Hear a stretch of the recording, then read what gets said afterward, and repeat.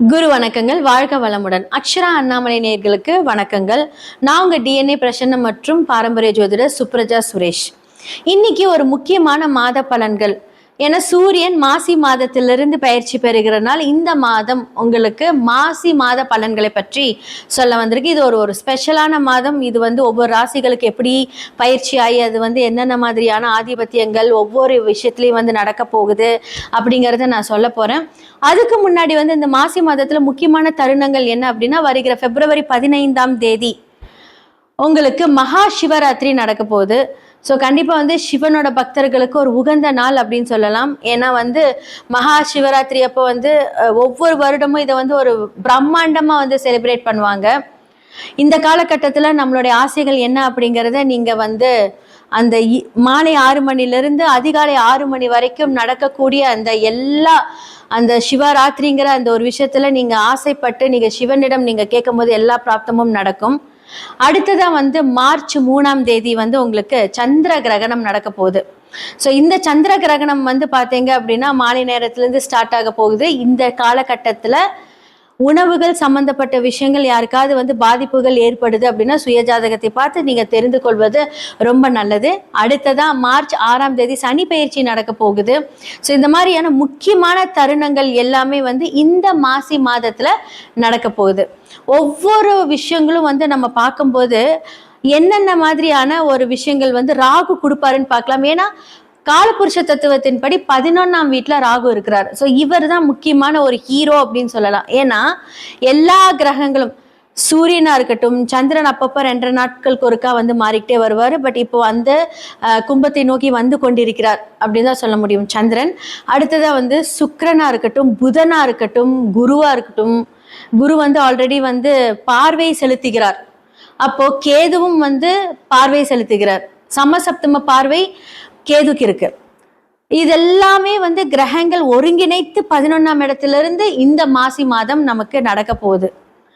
இந்த உலகத்துல என்ன மாதிரியான விஷயங்கள் நடக்க போகுது அப்படின்னா, சனி 12ஆம் இடம் மாறும்போது நிறைய நிலச்சரிவுகள்.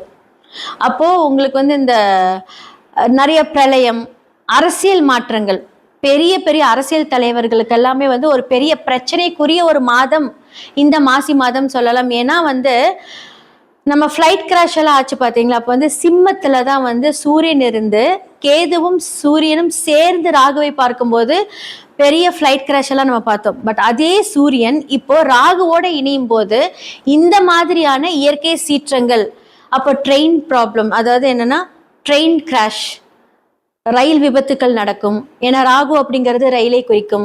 அதே மாதிரி விமானம் சம்பந்தப்பட்ட எல்லா பிரச்சனைகளும் திரும்பவும் ஒரு பெரிய பிரளயம், ஒரு பெரிய ஆபத்துக்கள் நிறைய நடக்கிறதுக்கான 100% வாய்ப்புகள் இருக்கு. சூரியன் அப்படிங்கிறது அரசியல் தலைவர்களை குறிக்கும். அப்போ நம்மளுடைய பெரிய பெரிய அரசியல் தலைவர்களுக்கு உண்டான எல்லா பிரச்சனைகளும், ஏன்னா புதன் அங்க வக்கரமாவும் ஆக போறாரு. அப்போ 3ஆம் இடம் சம்பந்தப்பட்ட கம்யூனிகேஷன், மீடியா, அப்போ ஃபோன், இது எல்லாமே புதனை குறிக்கும். அந்த இடத்துல ராகுவோட சேர்ந்து வக்கரமாகும் போது நிறைய ஆப்போசிட்டான விஷயங்கள், நிறைய பேரோட சொல்லுவாங்க தெரியுங்களா, வண்டவாளம் தண்டவாளம் ஏறுது அப்படிங்கிற எல்லாத்தோட ரகசியங்கள் வெளியே வர போகுது. அப்ப இந்த கம்யூனிகேஷன் சம்பந்தப்பட்ட பிரச்சனைகள் எல்லாருமே இந்த பண பரிமாற்றம், இந்த பிரச்சனைகள், அவங்களுடைய பர்சனல்ல நடந்த பிரச்சனைகள் எல்லாமே வெளியே நிறைய வக்கரங்கள் செய்த ப்ராப்ளம் எல்லாமே வெளியே வரும். ஸோ இந்த மாதிரியான காலகட்டத்தில் சூரியனே ராகு விழுங்கும் அப்படிங்கும்போது அரசியல் சம்பந்தப்பட்ட எல்லா மாற்றங்கள், அந்த மாற்றங்கள் நல்லதா கெட்டதா அப்படின்னா கண்டிப்பா அந்த மாற்றம் நல்லதுன்னு சொல்ல முடியாது. ஏன்னா அவ்வளோ பெரிய ஒரு டிஃப்ரென்ஸ் இந்த மாசி மாதம் நடக்க போகுது. அப்போ புதன் வக்ரம், அந்த இடத்துல குருவும் இருக்கிறனால இருக்கிற வீட்டை குரு கெடுப்பாருன்னு சொல்லுவாங்க. அப்போ அந்த மீடியா சம்பந்தப்பட்ட எவ்வளவு பிரச்சனைகளை கொடுப்பாருன்னு மட்டும் பாருங்க. அப்ப யாருக்கெல்லாம் இதெல்லாம் பாதிக்கும், யாரெல்லாம் ஜாக்கிரதையா இருக்கணும் அப்படிங்கறது எல்லாமே நம்ம பார்க்கலாம். அதே மாதிரி அயல் நாட்டுல, அதாவது காற்று ராசி கும்பம் அப்படிங்கறதுனால ஸோ இந்த மேற்கு சம்பந்தப்பட்ட எல்லா நாடுகளும் கொஞ்சம் ப்ராப்ளம்ல மாட்ட போகுது. ஸோ இந்த மாதிரியான விஷயங்கள்லேருந்து தப்பிக்கிறதுக்கு நம்ம என்ன பண்ணணும் அப்படின்னா, முடிந்த அளவுக்கு எந்த ஒரு ரகசியங்களையும் ரகசியமா வைத்துக்கொள்ளுங்க. அது யார்கிட்டயா ஷேர் பண்ணி அது நல்ல ரகசியங்களா இருந்தா பிரச்சனை கிடையாது. ஆனா உங்களுடைய தேவையில்லாத விஷயங்கள் வெளிவரக்கூடிய ஒரு தருணமா இருக்கிறதுனால முக்கிய அளவுல நீங்க ஜாக்கிரதையா இருக்கிறது இந்த காலகட்டத்துல ரொம்ப ரொம்ப நல்லது. இல்லாட்டி ராகு பிரம்மாண்டம். ராகு ஈக்குவல் டு 100% பிரம்மாண்டம், 1000% பிரம்மாண்டம். அவர் ஒரு சின்ன ஒரு காய நகர்த்தினா அந்த விளைவுகள் ரொம்ப பெருசா இருக்கும். அப்போ கால புருஷனோட வீட்டுல 11ஆம் வீடு அப்படிங்கும் போது 11 12 கனெக்ட் பண்ணுங்க. சனி 12ல இருக்காரு. அப்போ எவ்வளவு விரயங்கள். அப்போ விரயங்கள் உலகளாவிய விஷயங்கள் பட்ஜெட் எல்லாம் போடுறாங்க பாத்தீங்களா. அப்போ என்னன்னா குரு பார்வை படும் போது அப்போ இப்ப கொஞ்சம் நகை கம்மியா இருந்தாலும் கூடிய விரைவில் எல்லாமே ஜாஸ்தியா போகுது. எல்லாமே பிரம்மாண்டமா மாறப்போகுது. அப்போ இந்த காலகட்டத்துல நம்ம சேமிப்பு அப்படிங்கிறது ரொம்ப முக்கியம். ஸோ இந்த எல்லா விஷயங்களையும் கனெக்ட் பண்ணி தான் இந்த மாசி மாதம் ஸ்டார்ட் ஆக போகுது. மேஷம்லேருந்து மீனம் வரைக்கும் எப்படி இருக்கு அப்படிங்கிறதையும் நம்ம பார்க்கலாம். ஓகே, இப்போ முதல் வீடான மேஷ ராசி மற்றும் லக்னக்காரர்களோட மாசி மாத பலன்கள் 2026 பத்தி நம்ம பார்க்க போறோம். அதாவது இவங்களுக்கு ரொம்ப ஒரு ஸ்பெஷல் என்ன அப்படின்னா, முதல் வீடு எல்லா பிரச்சனையும் இவங்களுக்கு தான் ஸ்டார்ட் ஆகும், எல்லா நன்மையும் இவங்களுக்கு தான் ஸ்டார்ட் ஆகும். இப்போ இந்த காலகட்டத்தில் இந்த மாசி மாதத்துல உங்களுக்கு நன்மையா தீமையா அப்படின்னு பார்க்கலாம். அப்படின்னா இது ஒரு தீமை ஒரு 70%, நன்மை ஒரு 30%. நினைச்சு பார்த்துக்கோங்க. 11ஆம் வீட்டில் ராகு மேஷ ராசி லக்னத்திற்கு 11ஆம் இடம் அப்படிங்கிறது பாதகாதிபதி ஸ்தானம். அந்த இடத்துல போய் எல்லா கிரகங்களும் அமர்ந்தால் எப்படி இருக்கும்? அப்போ அந்த 30% நல்லது என்ன அப்படின்னா, ராகு பிரம்மாண்டத்தை குறிக்கும் போது சில விஷயங்கள் பிரம்மாண்டத்துல கொடுத்து அப்படியே பிரச்சனை பண்ணி கொலாப்ஸ் பண்ணுவாரு. ஓகே, என்ன மாதிரியான விஷயங்கள் ஸ்டார்ட் ஆகுது அப்படின்னு பார்க்கலாம். இப்போ ராகு அப்படிங்கிறது 11ஆம் இடம், சனி அப்படிங்கிறது உங்களுக்கு 12ஆம் இடம். ஸோ சிரசு சனி அப்படிங்கிறது மேஷ ராசி லக்னத்துக்கு 7.5 சனி ஸ்டார்ட் ஆகுது. காம்பினேஷன் இது எப்படி சொல்றது அப்படிங்கிறது ஒரு பெரிய விஷயம் உண்மையாலுமே. ஸோ லக்னாதிபதியும் 8ஆம் அதிபதியும் போய் அழகா 11ஆம் வீட்டுல பாதகாதிபதி வீட்டுல போய் உட்காந்துக்கிறாங்க. ஒண்ணு குடும்பஸ்தானமும் சரி, அதே மாதிரி சமுதாய ரீதியான தொடர்புகளுடைய ஸ்தானங்களா இருந்தாலும் சரி போய் 11ஆம் வீட்டுல போய் உட்காருது. அப்போ 3ஆம் இடம் அப்படின்னு சொல்லக்கூடிய முயற்சி ஸ்தானமும் சரி, உங்களை வேலை செய்கிறவர்களோட அந்த ஸ்தானங்களும் போய் 11ஆம் வீட்டுல போய் உட்காருது. ஆல்ரெடி குரு 3ஆம் வீட்டுல இருக்கிறாரு. இப்ப வக்கர நிலையில இருக்காரு.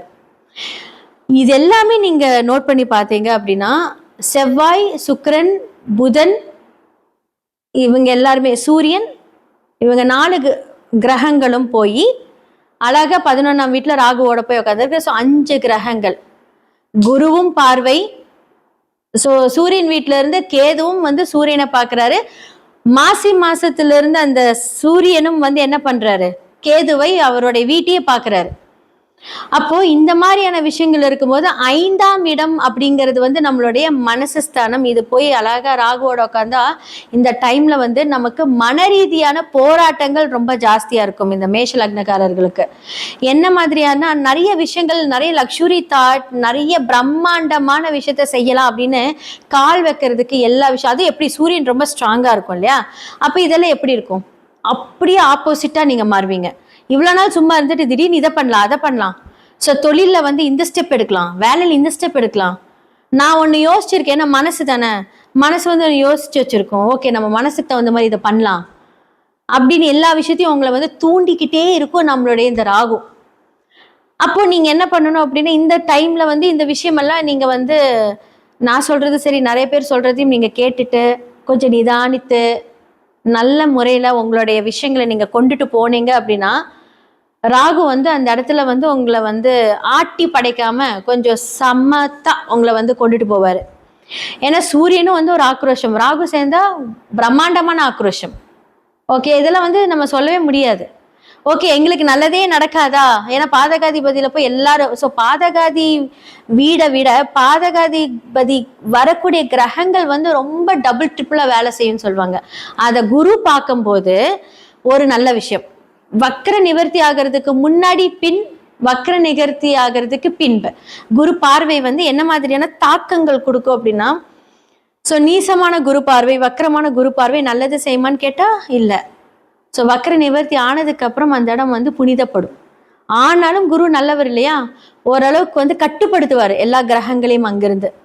அப்போ முடிந்த அளவுக்கு வந்து பாத்தீங்க அப்படின்னா குடும்ப ரீதியான ஒரு பிரச்சனைகள், இப்ப நிறைய பேர் வந்து கல்யாணம் நடக்குமா மேஷ ராசி லக்னக்காரர்களுக்கு இந்த சமயத்துல கல்யாணம் நடக்கணும் அப்படின்னா சுக்கிரன் வந்து அந்த இடத்துல வந்து ஒரு சமமான ஒரு நிலையில இருக்கிறதுனால 100% முயற்சி செய்யும் போது கரெக்டா, ஏன்னா இந்த பாதகாதிபதி ஸ்தானத்துல இருக்கும்போது திருமண வாழ்க்கை கூட ஆரம்பம் நல்லா இருக்கிற மாதிரி தான் இருக்கும், பொண்ணு பார்த்தோன்னே பிடிச்சிருக்கும், பின்னாடி அதுவே இப்போ பிரச்சனையே அமையறதுக்கான வாய்ப்புகள் இருக்கும். ஸோ இந்த சமயத்தில் நீங்க கொஞ்சம் ஜாக்கிரதையா ஒரு 10 பேர்த்துக்கிட்ட, பெண்களா இருந்தாலும் சரி ஆண்களா இருந்தாலும் சரி, நல்லா விசாரிச்சு பொறுமையை கையாண்டு இந்த டைம்ல நீங்க வந்து பண்ணலாமா வேண்டாமா உங்களோட சுய ஜாதகத்தை பார்த்து எப்படி இருக்குன்னு பார்த்துக்கோங்க. ஏன்னா அந்த மாதிரியான பலன்கள் மட்டும்தான் நடக்கும். ஓகே, இப்போ வந்து காலபுருஷனோட வீட்டுல 11ஆம் வீட்டுல ராகு இருக்கு, உங்களோட சுய ஜாதகத்துல எங்க இருக்குன்னு பார்க்கணும். அப்போ அந்த பாவகம், அந்த காரகம், இந்த ஆதிபத்தியங்கள் எல்லாமே 11ஆம் வீட்டு அடிப்படையில் தான் நடக்கும். அப்போ பொது பலன்கள் வந்து கோச்சார அடிப்படையில் சொல்ற பலன்களை விட உங்களோட சுய ஜாதகத்தில் ராகு எங்கே இருக்கிறாரு, என்ன பண்றாரு, அது எப்படி உங்களை தாக்கும், சூரியனோட இணைவு வரும்போது அந்த பாவங்கள் எப்படி பாதிக்கும் அப்படிங்கிறது 100% தெளிவா நீங்க பாத்துக்கோங்க. நிறைய பேருக்கு வந்து இந்த செவ்வாய் லக்னம் அப்படிங்கும் போது என்னன்னா, அவர் வந்து இப்போ 10ல செம்மையா இருந்து 11ஆம் வீட்டுக்கு போகிறதுனால இடதோஷம் சம்பந்தப்பட்ட விஷயங்களில் நிவர்த்தியாகி ஒரு அபார்ட்மெண்ட் வீடு வாங்குறதுக்கான வாய்ப்புகள் இருக்கு. அதே மாதிரி வந்து வண்டி வாகனங்கள், அதே மாதிரி தொழில்ல நிறைய முன்னேற்றங்கள். இப்போ வந்து பாத்தீங்கன்னா தொழில் ரீதியான எல்லாமே, பிஸ்னஸ்ல இருக்கட்டும், வேலை இருக்கட்டும், அடுத்த ஸ்டெப் எடுத்து வைக்கலாம் அப்படின்னு யோசிச்சு வச்சிருப்பீங்க. இது எல்லாமே கண்டிப்பா நடக்கும். ஸோ இதுல வந்து என்ன ஒரு முக்கியமான ஒரு கான்செப்ட் அப்படின்னா, 8ஆம் இடத்து அதிபதி பாதகாதிபதியும் இருக்கும்போது ஹெல்த் அப்படியே குறைச்சிருவார், நிறைய ஹெல்த் பாதிக்கும். முக்கியமா கால் பாதங்கள் வந்து ரொம்ப பாதிக்கும். ஏன்னா 12ஆம் இடத்துல சனி இருந்து விரயத்தை கொடுப்பார். அப்ப சுப விரயங்களும் உங்களுடைய வாழ்க்கையில நடக்கும், ராகுவால் அசுப விரயங்களும் நடக்கும். அப்போ வண்டி வாகனங்கள் எல்லாம் போகும்போது 8-11 பாதகாதிபதி கனெக்ட் ஆகும்போது ஜாக்கிரதையா வண்டி ஓட்டுங்க, ரொம்ப ஸ்பீடெல்லாம் தேவையே கிடையாது. அதே மாதிரி உங்களுக்கு கிடைக்கக்கூடிய அதிர்ஷ்டம் அது பாதகமாக முடியறதுக்கான வாய்ப்புகள் இருக்கு. அப்போ ஏதாவது நீங்க போகும்போது ஏதாவது வழியில கிடைச்சது அப்படின்னா உடனே அதை வந்து ஹேண்ட் ஓவர் பண்ணிடுங்க, அது மூலியமா எந்த ஒரு பிரச்சனையும். ஏன்னா இந்த மாதிரியான தாக்கங்கள் எல்லாம் இப்போ வரப்போகுது மேஷ ராசி லக்னத்துக்கு. அப்ப சுக்கிரன் ஒருத்தர் ஃபேவரா இருக்காரு, அப்ப கும்பத்திலிருந்து அவர் மீனத்துக்கு உச்ச வீட்டை நோக்கி பயணிக்கும் போது பிரம்மாண்டமான விஷயங்கள் நம்மளுடைய மேஷராசி லக்னத்துக்கு நடக்கும். நடக்கிறதுக்கு முன்பு இந்த ஜாக்கிரதை ரொம்ப அவசியம் அப்படின்னு நான் சொல்றேன். அதே மாதிரி வந்து புதன் இதுலதான் ரொம்ப ரொம்ப கான்சியஸா இருக்கணும். உங்களோட இளைய சகோதரன் அப்படிங்கிற ஒரு கான்செப்ட், இளைய சகோதரன் சகோதரி அண்ட் ஃபோன் கம்யூனிகேஷன், இதெல்லாமே ஜாக்கிரதையா இருக்கணும். ஏன்னா புதன் அங்க இருந்து வக்கரமாவார். February 27 இருந்து அவர் வக்கர நிலைக்கு போறார். அப்ப ஜாக்கிரதை, பேச்சில் கவனம், 100% கவனம். அப்ப நல்ல பலன்கள் அப்படிங்கிறத விட இந்த கெட்ட பலன்கள் ரொம்ப மேலோங்கி இருக்கு நம்மளுடைய மேஷ லக்னத்துக்கு. சில விஷயங்கள் யார்கிட்ட பேசினாலும் நான் வந்து இவ்வளவு விஷயம் வச்சிருக்கேன், எனக்கு வந்து நிறைய பிளான்ஸ் இருக்கு. ஏன்னா 5ஆம் இடம் சூரியன் பேர் ராகுவோட இருக்கும்போது பிளான்ஸை வெளியே சொன்னீங்கன்னா அப்படியே கொலாப்ஸ் ஆயிடும். ஸோ அதே மாதிரி முதல் குழந்தை, ஸோ முதல் குழந்தை வந்து பாடி ஹீட், அவங்களுக்கு வந்து நல்ல ஒரு வெதப்பா அந்த பாடியை வந்து வச்சுக்கோங்க, ரொம்ப ஹீட்டா வச்சுக்க வேண்டாம். ஸோ இந்த மாதிரி ஏன்னா அப்போ சூரிய கிரகணம் எல்லாம் வருது இல்லையா, ஸோ இந்த மாதிரி டைம்லலாம் வந்து தாக்கும். அப்போ முடிந்த அளவுக்கு வந்து இந்த மாதிரியான விஷயங்களை நீங்க வந்து உங்களை சுதாரிச்சுக்கிட்டு அதெல்லாம் செஞ்சீங்க அப்படின்னா இந்த மாசி மாதத்துல இருந்து ஒரு பெரும் பிரச்சனையில இருந்து உங்களை காப்பாற்றி கொள்ளலாம். பயப்படவே வேண்டாம், இது எல்லாமே ஒரு அலர்ட் தான். இந்த கிரகங்கள் இங்க இருந்து இந்த மாதிரியான தாக்கங்கள் கொடுக்கும். ஸோ நல்ல இடத்துல இருந்தா பிரச்சனை கிடையாது. ஒரே மாதிரி அதே மாதிரி குரு ஒரு இடத்தை பார்க்கிறார் அப்படின்னா எந்த இடத்த பார்த்து அதை வந்து பெரிது பண்ணுவாருன்னு அர்த்தம். குரு நல்ல இடத்த பார்த்தா அந்த நல்ல விஷயங்கள் பெருசு பண்ணுவார்.